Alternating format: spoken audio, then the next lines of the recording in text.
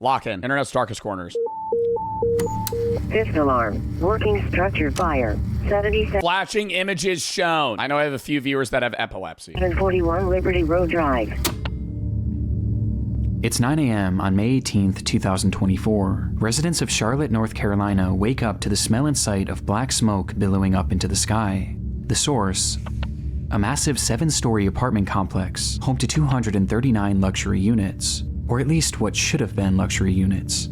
At the time, the structure was still under construction, meaning that thankfully no residents were living there. But this in and of itself presented two major problems. The first was that, in its current state, the top 5 floors were primarily just the bones of the structure, made almost entirely of wood and insulation, making the building as a whole extremely flammable. Meaning that, although the fire had started out relatively small, it was quickly going to consume the entire complex if it wasn't put out quickly. Which brings us to the second and even more glaring problem. The building was actively under construction when the fire started, and that morning 17 construction workers had clocked in, all of whom were now in grave danger. And by the time the firefighters arrived on the scene... Oh my god, did they all die? The situation was already dire. And so firefighters rushed in, finding a large group of the employees and leading them out to safety. Though when they made it outside, they made the horrifying realization that they had only found 15 of them. Somewhere within that labyrinth of burning wooden walls, 2 men were left behind, trapped and calling out to anyone who might hear them. And these pleas weren't just being made to those on the scene, as in the following minutes, one of the trapped men, 30-year-old DeMonte Sherrill, would take out his phone, open up Facebook, and go live, revealing the horrifying reality that both he and his friend had found themselves in. Somebody say hell, we're in South Park. Help! Today, we're going to be showing our friends the basics of the internet, and we thought you might want to come along. You gotta do it now or never. They weren't able to get out in any way. I mean, dude, the half the building's just fucking under construction, so there's no, like, definitive routes of exit. If you own a computer, here's how to get the most out of it. Watch this, watch this, watch this.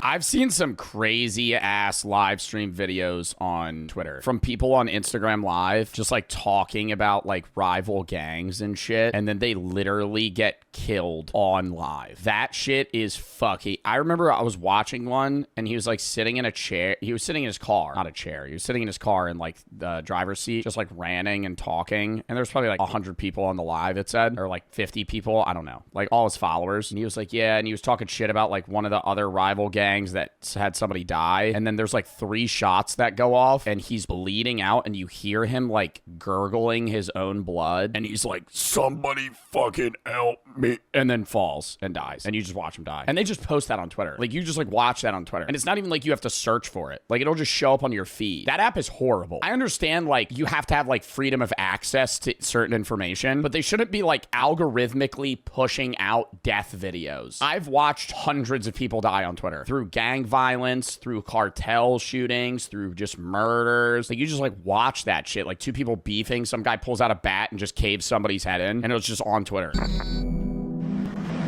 Yo. I'm in South. That's just you, gang. Chat, have you guys ever seen somebody die on Twitter? I don't like the videos, but like I scroll, I'm like, what is... Yeah. Oh, that's just me, gang. Half my fucking chat goes, yeah, no, I've seen it. They had that on Instagram too for a while. Instagram had like a glitch or some shit where like things were getting through and there was just like crazy videos being posted. At work, in a building on fire. Instagram never has that though. It's only Twitter. Like, Twitter's like the app, the platform where that exists. And I can't get out. The stream showed DeMonte Sherrill and his friend Ruben Holmes somewhere deep within the prospective apartment complex, and though the fire hadn't yet reached them, the smoke certainly had, blanketing them in a thick impenetrable fog, not only making breathing extremely difficult, but also making it nearly impossible for rescuers to see them. It's getting harder and harder for them to see us. We're gonna have to stand out here and see. Dude, that's gonna be so sad if he dies. The building on fire, I'm trapped inside, me and my man. This was likely one of the reasons why DeMonte chose to start this livestream, hopeful that it could show rescuers exactly where they were. But based on the footage, their positioning was far from ideal. They were on the second highest floor, floor 6, which had only one access point, a single stairway that was on the complete opposite side of the building. And based on their testimony in the footage, something had clearly blocked their path to that one remaining exit, meaning that the only other way out would be to jump. Though at 6 stories in the air and falling into what would likely be the heart of the fire, this would have meant certain death. There was quite literally nowhere for them to go. Rescue was their only hope. The only thing that I'm thinking is, don't they have in certain scenarios like this, like nets? Not nets, but it's like a trampoline thing that firefighters bring out where they like tell you to jump and you're supposed to like land on your butt / back and they like catch you. But I don't know how high up you can jump. Like if they're like 8 stories up, I don't know if that would work.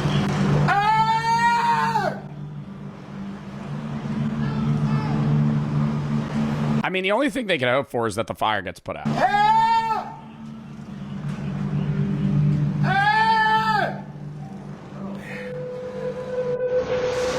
Yo, this building is on fire. I'm at work. Somebody send help. We're at South Park. And then you worry that the building might just collapse. Seemingly realizing this, DeMonte began to grow more desperate, yelling out into the void of smoke, while Ruben can be seen in the background waving his phone flashlight, with both men doing anything they could to help rescuers find them. Before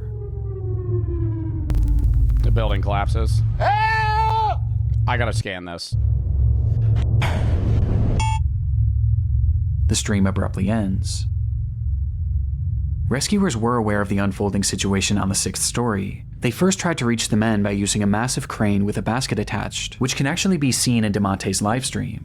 Though in it, you can see that it's also facing the complete wrong direction, as the smoke was just that impenetrable. However, at one point, it's believed that the crane operator did actually see these men, but the blaze was just too extreme, leading to the operator himself having to be rescued.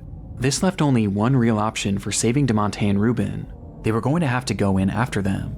And so they climbed that stairway up to floor 6 and started their trek to the opposite end of the structure. Though before they could even make it halfway, the rescuers were relegated to a slow crawl as the inferno around them raged more and more intensely, and the smoke grew thicker and thicker.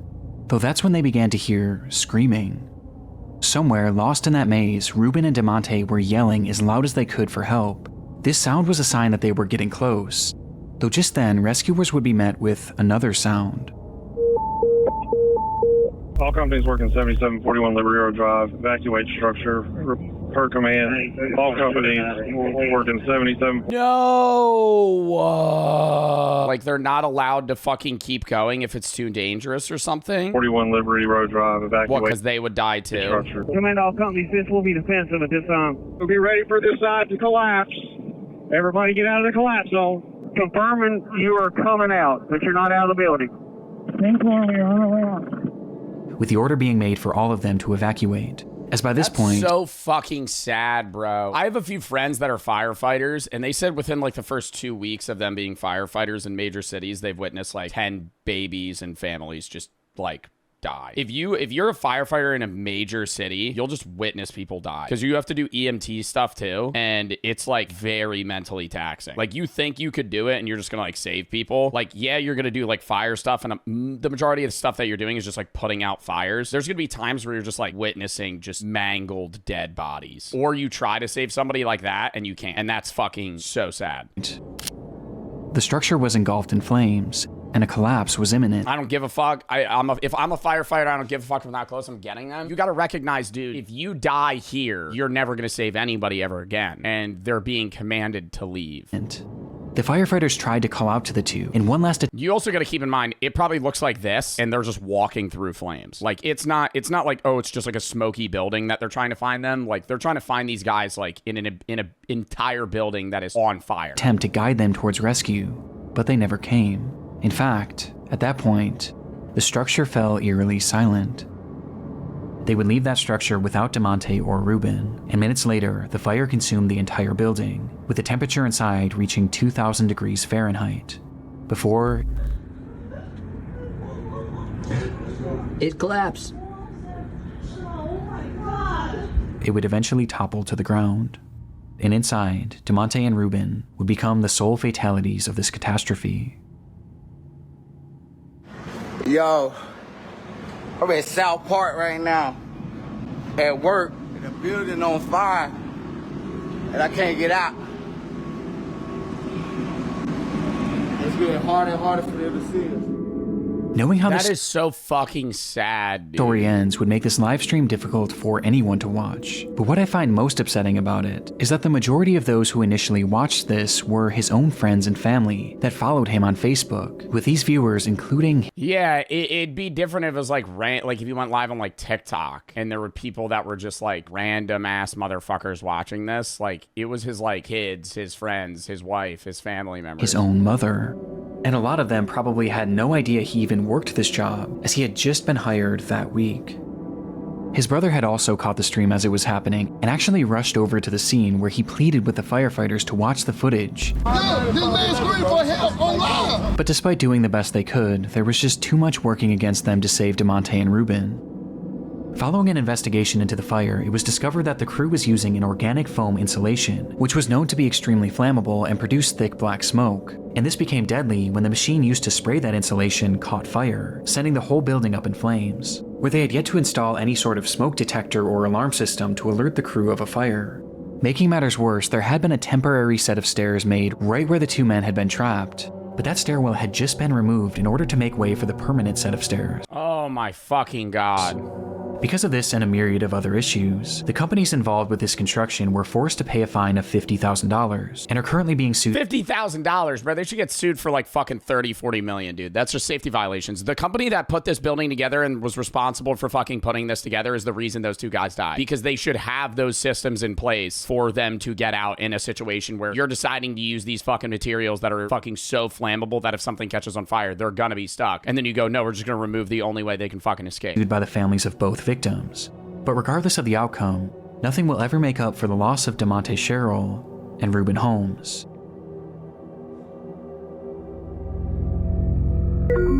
You won't get 40 M's? They'll get money out of them. I hope they get money out of them. But I mean, that still doesn't fucking solve. I'm just gonna turn my lights on. It's still just fucking terrible either way, dude. But that's just horrible. Things were getting concerning. Johnny Cashman spoke to his family nearly every single day.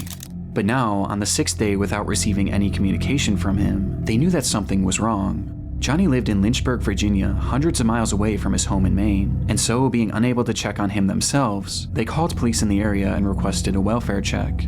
Police entered Johnny's apartment on the 19th of April, 2022, and hours later, they would call his parents with the news that they had found their son dead on the floor. According to the officers, what? Just randomly died? They had found their son dead on the floor.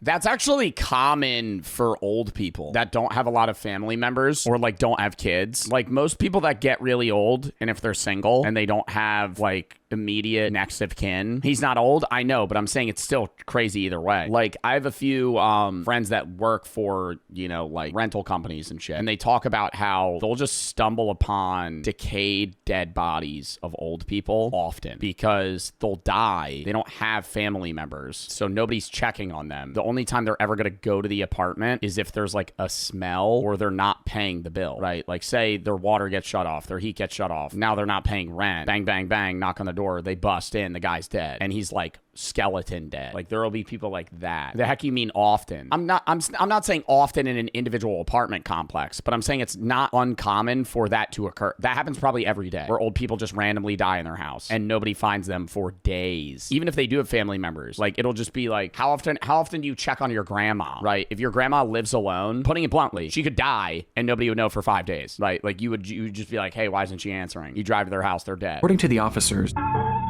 Johnny had experienced some sort of medical event that led to GI bleeding that ultimately claimed his life.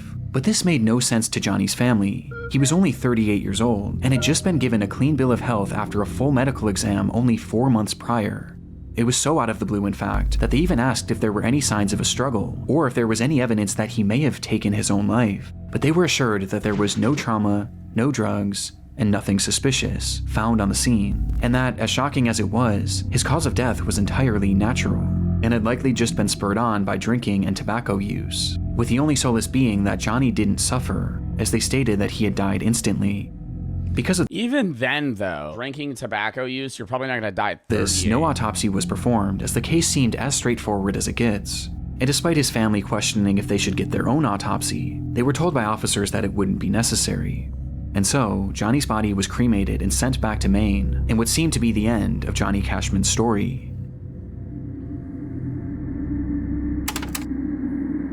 10 days after, 2022. 10 days after Johnny's body was discovered, his ex-girlfriend and her mother made their way back to his apartment in order to retrieve some of her belongings. She knew that re-entering the space was going to be difficult, but ultimately there was no way she could have prepared for what was waiting for her inside.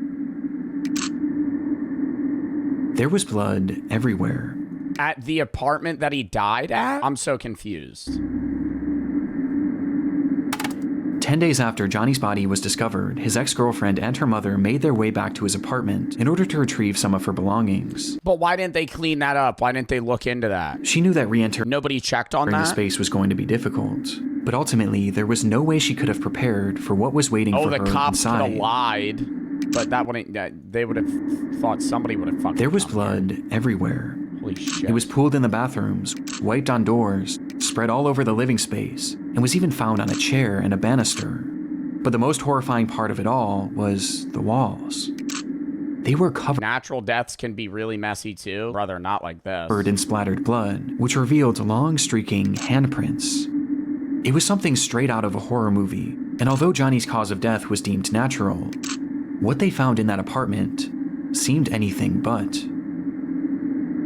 Traumatized by what— Yeah, especially if they said he quote unquote died instantly. There's blood in the entire apartment. He physically couldn't have died instantly. He would have hit the fucking ground and maybe bled out fucking in one room. What they were witnessing, the pair snapped multiple photos of the bloodshed and ran out of the unit directly into Johnny's neighbor. This neighbor revealed that they believed Zach Bridges. Okay, I'm not trying to laugh. I'm saying this is the first time I've ever seen this motherfucker actually scary.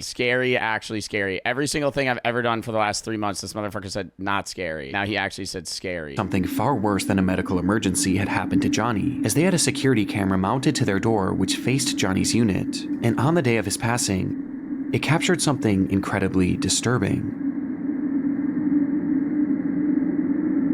Is it another person? Oh my god.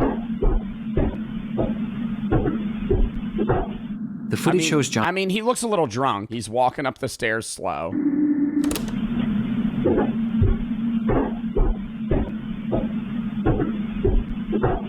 The footage shows Johnny making his way up the flight of stairs leading to his apartment at around 3:03 p.m.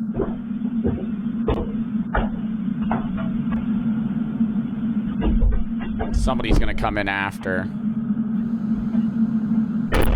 Oh no. Nothing seems out of the ordinary at all, though it is noteworthy that he was holding an empty glass, perhaps insinuating that he had been drinking. But this doesn't seem to impair his movements much at all, as he punches in the code and enters his home, just as he did every other day. But moments later, something happens inside that unit, and while it goes unseen, it doesn't go unheard.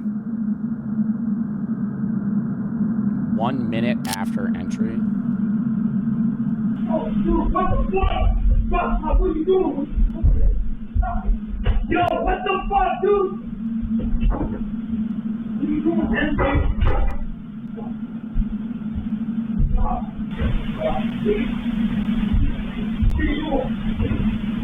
What are you doing, man? Stop. Stop.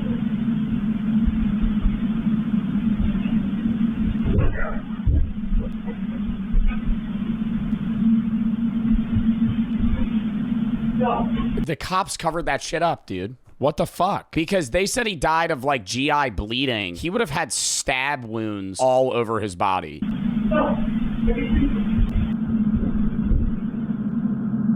The audio seems to depict a man yelling, asking repeatedly, "What are you doing?" and begging for something to stop. On top of this, you can also hear loud thuds and banging,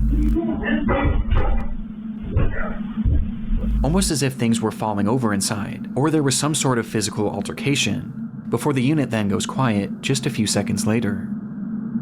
It was unclear if this voice was Johnny's, or perhaps someone else who had been inside the unit, but regardless, one thing was apparent from this audio: there was someone else in that apartment, despite the fact that Johnny lived alone. And just 7 minutes later, this unseen person would emerge. Oh my god.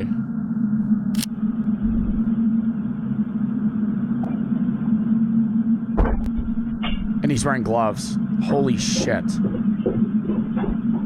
This clearly wasn't Johnny, and after leaving the unit, the anonymous man nearly makes it out of the building before he seems to change his mind.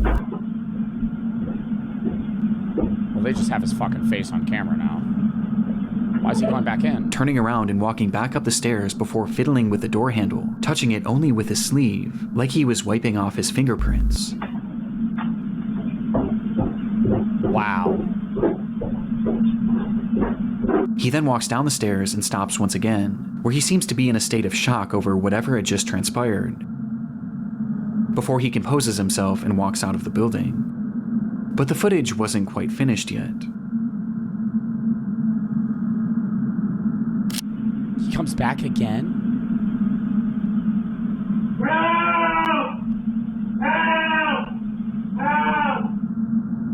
Just 1 minute later, you can hear Johnny shouting for help from inside the apartment, to which moments after, he stops, and no further sound or activity would come from Johnny's unit until police arrived 5 days later.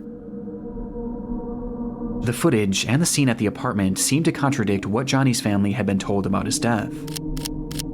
Whatever cop or whatever detective entered that building should immediately just be fucking fired and fucking sued. The blood all over me. Obviously, yeah, find the guy that fucking killed him. Dude, they probably walked into that shit and went, wow, yeah, somebody definitely got murdered here. And then fucking lied to the family. Made it obvious that Johnny's death had not happened in an instant. And this, coupled by the presence of this unknown man who was clearly distraught and wiping off his fingerprints, as well as the sound of the apparent struggle inside, seemed to point towards something much more sinister than what was initially conveyed to the family. But even with this footage, police still believed that Johnny's death was due to a medical emergency, as they quickly changed their initial story, saying that the blood spread was due to uncontrollable vomiting, and that Johnny had in fact likely suffered, at least for a short while.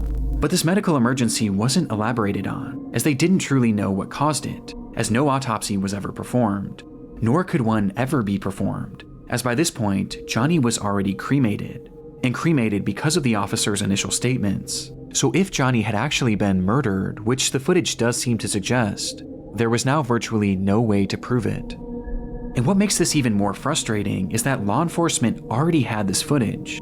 It was collected that very day, and they either didn't fully look through it or didn't think that this was overly suspicious. But everyone else surely did. How would you not think that was fucking suspicious? They would have had to not see the footage or fucking lie. You witness somebody going, dude, what are you doing, man? What are you doing, man? This guy in a fucking leather jacket and glove and like weird gloves, fucking like wiping off his fingerprints, screaming help. And soon this video began making the rounds online, leading to one glaring question being asked. Who is this man?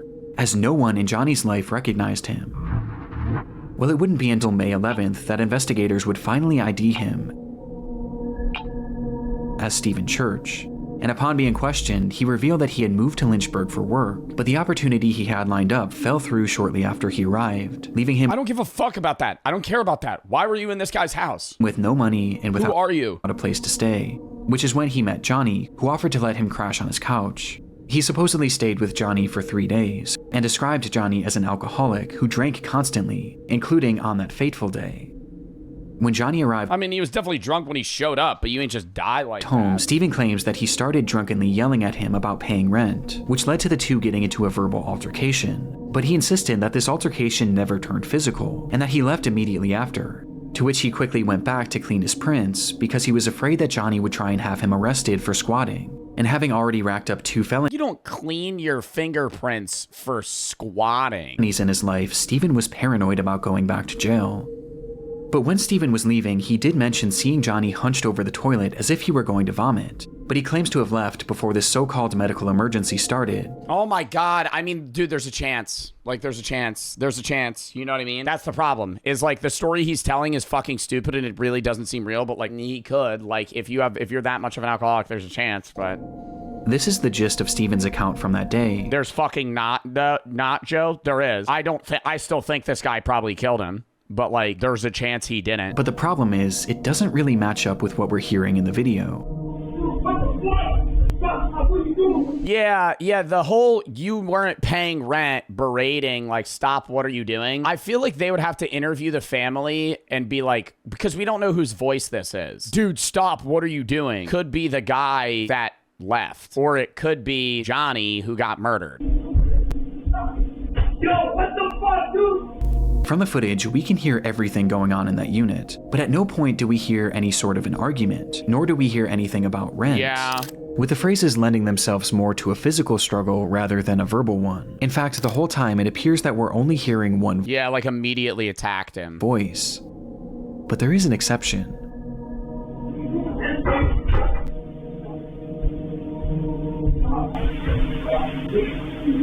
Oh, I can't stop. To my knowledge, it's never been conclusively determined whose voice is who in the recording, and either scenario paints a far different picture of what may have happened inside that room. But regardless, this audio makes it clear that Steven's story was fabricated at least to some degree, as he also fails to account for the loud banging in the background. And because of this, his version of events is generally rejected, with most people seeming to believe one of two main theories. The first is that Johnny died as a result of a fight with Steven. upon arriving home, Johnny and Steven had gotten into a physical altercation, resulting in Johnny taking some sort of blow to his abdomen, which in turn triggered or exacerbated this medical emergency. GI bleeds are horrific.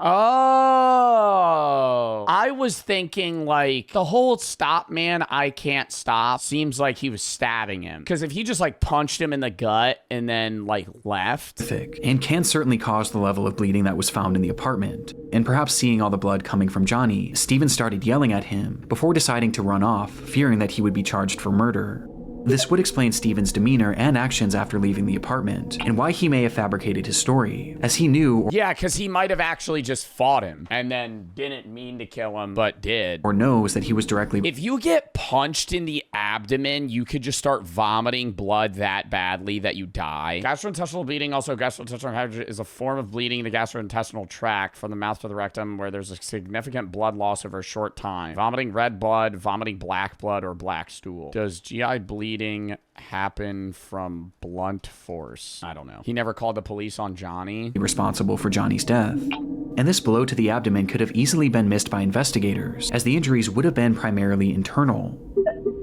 The second theory is that upon arriving home, Johnny naturally experienced a medical emergency leading to this But what the fuck was their altercation then? catastrophic GI bleed. Upon seeing this and perhaps being in a state of shock, Steven yelled at him, demanding to know what was happening and telling him to stop, as perhaps he was moving around the apartment and tracking. Why didn't he call the cops, though? Why didn't he try to help him? Yeah, he shows up. The guy immediately starts vomiting blood, and he's the one going, "What the fuck, dude? What the fuck are you doing? Stop." And he goes, "I can't stop," and keeps vomiting blood. Blood everywhere, which would explain the other voice saying, "I can't stop." I could see how this experience would make no sense to Steven, and perhaps just having no idea what was happening, he left and tried to make it look like he was never there, as he was afraid of being. I would immediately call the police. I don't care if I had previous squatting things. I would be like, this guy just pulled up. I've been crashed on his couch. He's just vomiting blood. Blamed for whatever was happening to Johnny. And so he essentially left Johnny. That's why I think like he might have fought. I don't know if he stabbed him, but I think he fucking like they fought. They had to have fought because there's no way. Why would he not do anything? There to die, whether knowingly or unknowingly. What bothers me about this theory is why 911 was never called, not only by Steven, but by Johnny. Yeah, you could say fear, but too, as his phone was found in the unit with blood on it, implying that he had it in his hand at some point, though it's possible that the massive blood loss just made him too disoriented. Both of these theories seem believable, or at least more so than the explanation that Steven had given.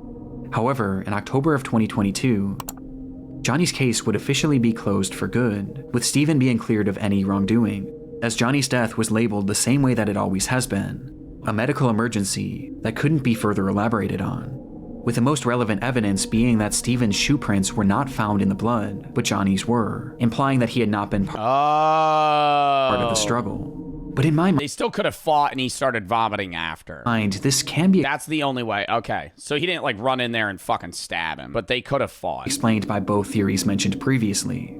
Though regardless, without the possibility of an autopsy, even if the second one's real, it still bothers me he didn't call the police and be like, hey, this guy's dying. This is likely where this case ends for good. But with this disturbing footage, I can't help but think that there was more to the story than we may ever know.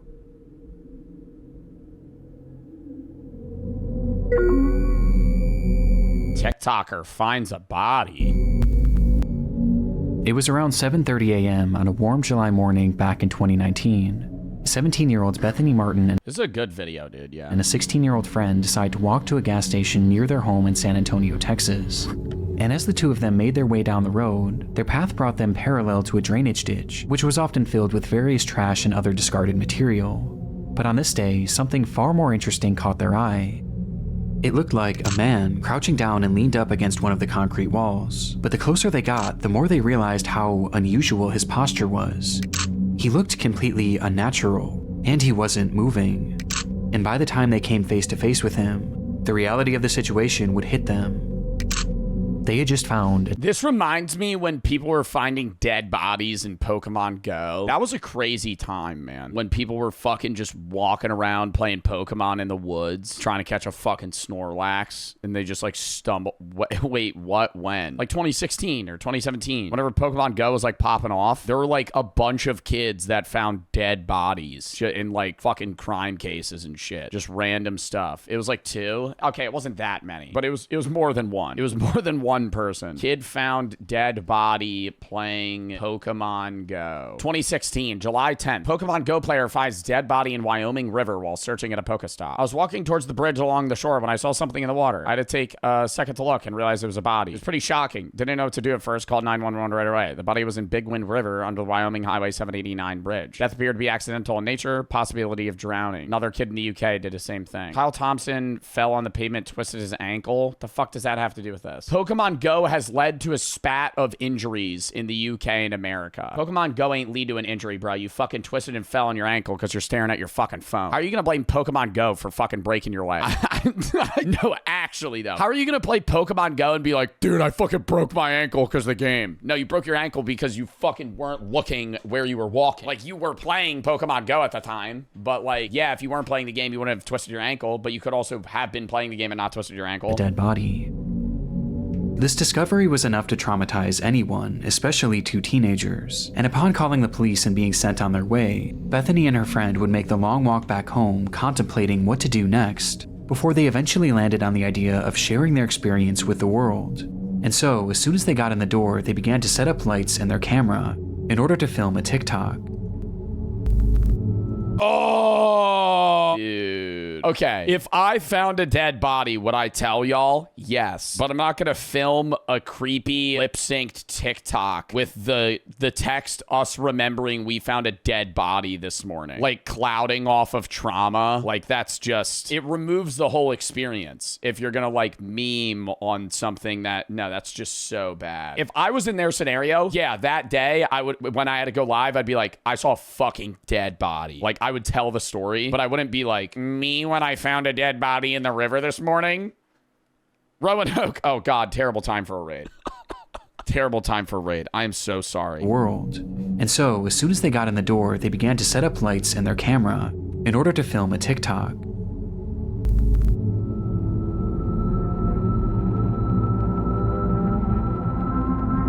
The multiple angle shots. Bro. That's like complete detachment from the like morbid situation that you are experiencing. They had to pause the shot, set up their camera, and go sit back in the same position multiple times. The clip showed the two sitting on a couch appearing to be in a state of shock, with the words, us remembering we found a dead body this morning. When they initially said they filmed a TikTok, I was like, oh, whatever. Like, you know, because I assumed that they would go on TikTok and be like, we saw a dead body today, and explain the story. Because that's whatever, right? Like, you're just sharing something, but like the fucking audio and black and white filter, bro. Plastered on the screen, offering no other context aside from the description, which simply read, I wish we were kidding, all respect to the family.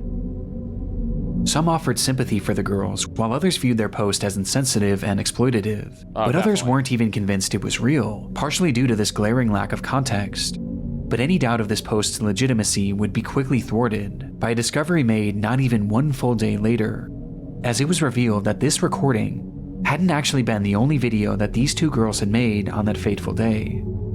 Did they do a Logan Paul thing? Oh my God, did they record the fucking body? No. I need to scan this. On their walk to the gas station, the girls had stumbled across the body of 25-year-old Marcus Adams, with the young man having seemingly perished earlier that morning, with it being apparent that he had taken his own life. But upon oh my god, this is literally like fucking Logan Paul Suicide Forest shit. Finding Marcus, that's so sad, bro. The girls weren't actually overwhelmed with sadness or even shock, as instead they went, I can get views off of this. See, that's wild. Like using that like a traumatic experience to fucking like clout gain. And that happens like, I mean, this isn't the only time this happens. Like that happens on social media all the time where like shit happens to people and it's like, it is fucked up. But then like, instead of being like, hey, this happened, they like fucking like clout off of it. And it's like, now it's removing the severity of the situation that happened to you. Like now people aren't going to feel for you. Their focus immediately went to something far different, as something on the man's body had caught their attention. His necklace. They stole it? The girls really liked it. In fact, the unnamed 16-year-old had said that it matched her fashion perfectly. And so, before police arrived, the two would once again pull out their phone and start recording, showing Bethany approaching the body with her intention being to grab his necklace. Which she eventually does, removing the medallion and giving it to her friend, before tossing the chain into the grass nearby, leading to the girls running away from the scene. The 16-year-old would then post that video onto her Snapchat story, for all of her close friends to see.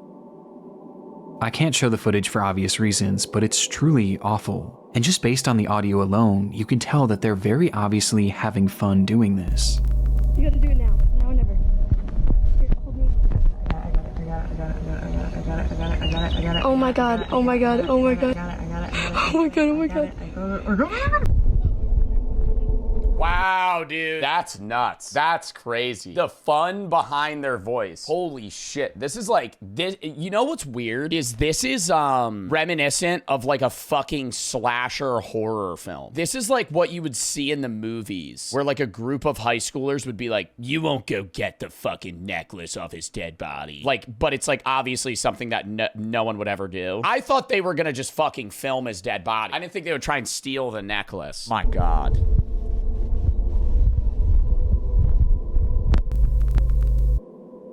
There's something so uniquely disturbing about it. It's clear that upon finding the body, there was no real emotional impact on them, at least none that outweighed their desire to steal from it. And as if stealing from this man who had just taken his own life, and posting it for all their friends to see as if it were a joke, wasn't horrible enough, they then immediately posted this other video to TikTok in an attempt to garner sympathy. It's truly awful. I don't even think in an attempt to garner sympathy, they're both smirking, like in the video. I feel like it's supposed to be like quirky. I don't think it's like us remembering we found a dead body this morning, and then it pans to like a bunch of like different photo Their video to TikTok in an attempt to garner sympathy. It's truly awful, and made even more appalling by reports that claim that the 16-year-old had actually worn this medallion in the TikTok video and in others made following its posting.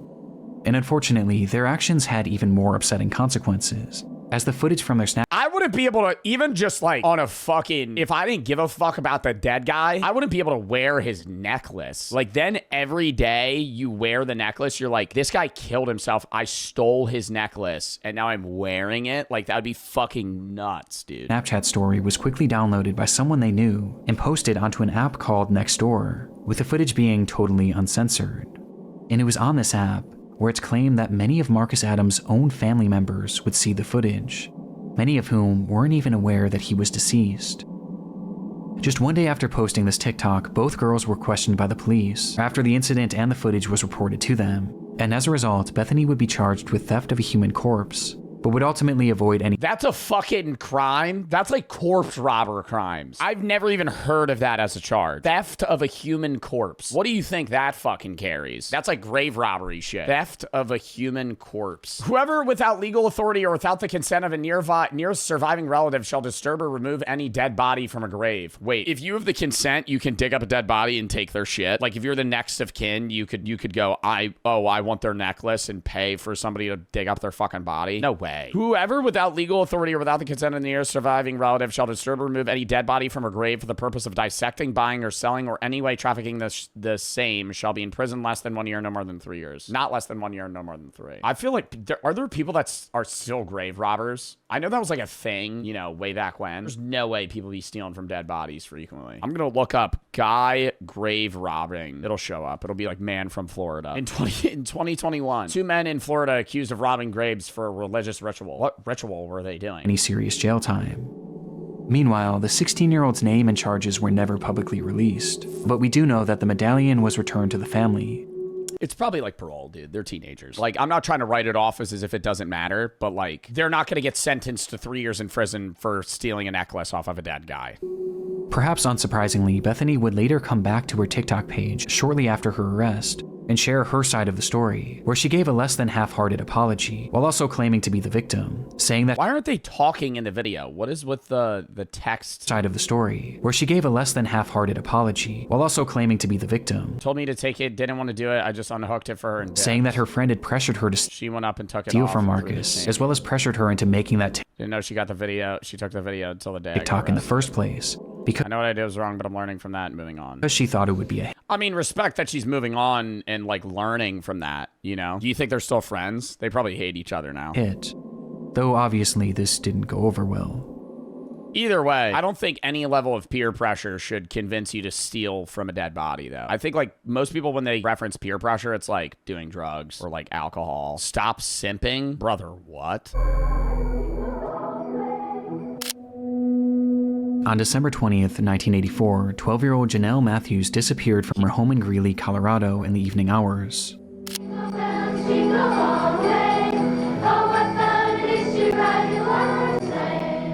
Earlier that day, she had sung at a Christmas concert with her school's choir, which her parents were unable to attend, as her mother was out of town and her father had gone to her sister's basketball game nearby, leading to Janelle catching a ride home with a friend, being dropped off at her house sometime around 8:15, where she excitedly spoke to her father on the phone, letting him know that she had arrived home safe and sound. Approximately 1 hour later, her father, Jim Matthews, pulled into the driveway to find the garage door wide open, and the house completely empty. Janelle was gone, leaving behind her winter coat and even her shoes, despite it being a frigid, snowy night. And it was within that snow that was quickly piling up that lie one of the only real clues left behind at the scene. Footprints, leading directly to one of the home's windows, insinuating that someone had been watching Janelle. 12-year-old Janelle Matthews disappeared from her Greeley home 1 month ago today. It's believed she's the victim of a kidnapping. She has not been seen or heard from since December 20th. Her disappearance became a big news story. This would drive me insane as a parent. Like, no, like literally like insane. I would fucking freak out. Like, no, I don't want to say that knowing they're dead is better, but having them disappear is so much worse because you have no idea what's happening to them, right? Like, you don't know where they are. You don't know if they're alive. You don't know if they're dead. You don't know if they've been like sold into fucking sex trafficking. Like, you have no idea what's happening. Almost immediately, with the whole yeah, there's no closure. It's just like mystery for the rest of your life. Community and really the whole country becoming invested in the fate of this girl, thanks in large part to her being one of the very first milk carton kids, meaning that her face and information about her disappearance was shown on countless milk cartons all across the country to get the word out. And as a result, this case became huge in the mainstream media, as even politicians began to make note of Janelle's story, with then-President Ronald Reagan mentioning the girl in one of his speeches. I learned about Janelle Matthews of Greeley, Colorado, 5 days before Christmas. Janelle disappeared from her home. Though even with this publicity, this didn't necessarily guarantee results, and soon months would turn to years, and eventually to decades. And all the while, Janelle's whereabouts remained a complete mystery. Eventually, the rise of the internet would start to play a key role in this case, where even in the late 2010s, over 3 decades after she had vanished, her case was still being shared and still being discussed, just as it had been 3 decades. The problem, though, is like she gets kidnapped when she's, 10 years old. 20 years down the line, they have to like put sketches of what you think they would look like. You showing me this picture and being like, this girl went missing 30 years ago. I'd go, well, I have no idea what the fuck she would look like now. It's prior, with it still being a point of contention for politicians, even as recently as 2019. When a man running for governor of Idaho mentioned her disappearance in a Facebook post, 35 full years later. See, this is literally what we were just talking about. There's no such thing as closure. My 20-year-old son, Carl, was murdered in 2008. Losing a child hurts your entire life. I'm fortunate to have truthful facts about regarding Carl's murder. Like, being able to, like, see your dead son is like, okay, now you could get over it. I don't want to put it bluntly, but it's like, now you can try and live. But if you're just forever like, my kid went missing and I'm never going to find them. Regardless of Janelle's whereabouts, her case was still very much alive, as the world, and especially Janelle's parents, were haunted by the question, what happened to Janelle Matthews? But sure enough, in late 2019, they would finally get their answer. No fucking way they find her 30 years later. Bones found in Weld County earlier this week appeared to bring an end to a 3-decade-long search for a missing 12-year-old girl. The Greeley Tribune is reporting they are those of Jonelle Matthews. What, they found her body? On Tuesday, July 23rd, 2019, at roughly 4:50 p.m., a crew had been digging in an isolated field in Weld County, Colorado, in order to install a new pipeline, when they would uncover the decayed remains of a little girl. It was Janelle, still wearing those clothes that she had worn to her recital, meaning she had likely died the very day she disappeared, having been killed by a single gunshot wound to the head. Janelle Matthews had been murdered in cold blood, and almost immediately upon finding her body, the police would also zero in on their suspect. The man's name was Stephen Pankey, and at the time— How the fuck did they know Stephen Pankey did this shit if they find the body 30 years later? Time of Janelle's disappearance, he had been living in the same general area in Colorado. But by 2019, Stephen had long since fled the area, as after the crime, he would eventually pack up seemingly out of the blue and move to Idaho, where when Janelle's— Oh, like almost directly in relation to when she went missing? Oh, yeah. Like, they're probably looking at town records and who the fuck left. Body was discovered. He just so happened to be running for governor. No.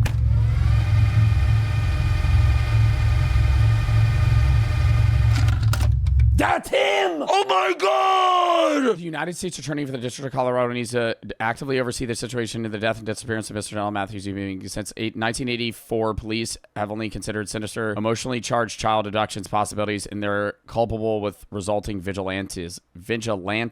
Public deserves the uncensored truth, even if it hurts the reputation of local law enforcement.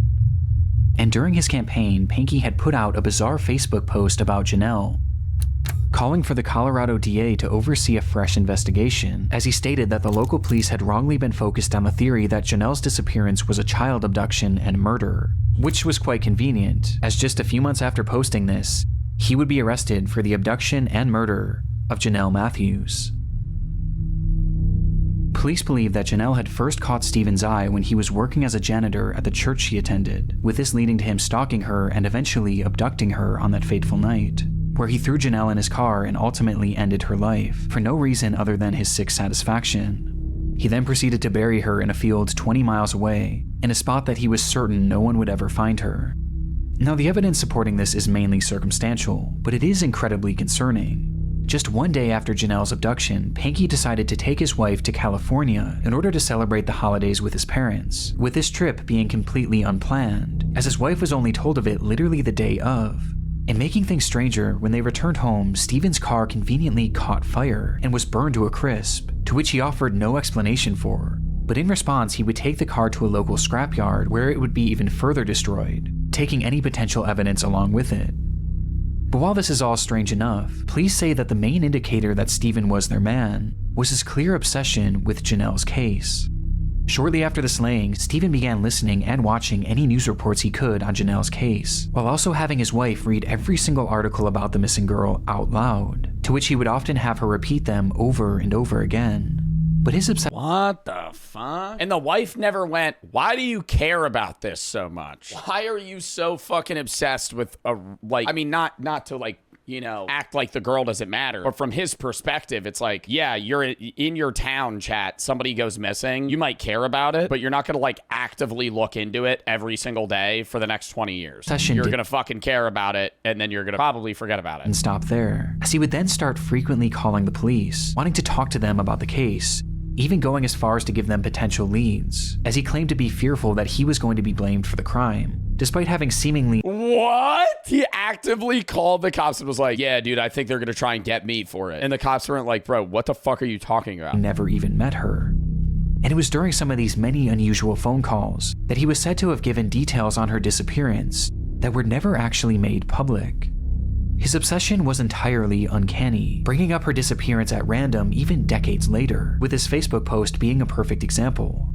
And as it turns out, one of Stephen's most incriminating statements came as a result of something he mentioned in that infamous message.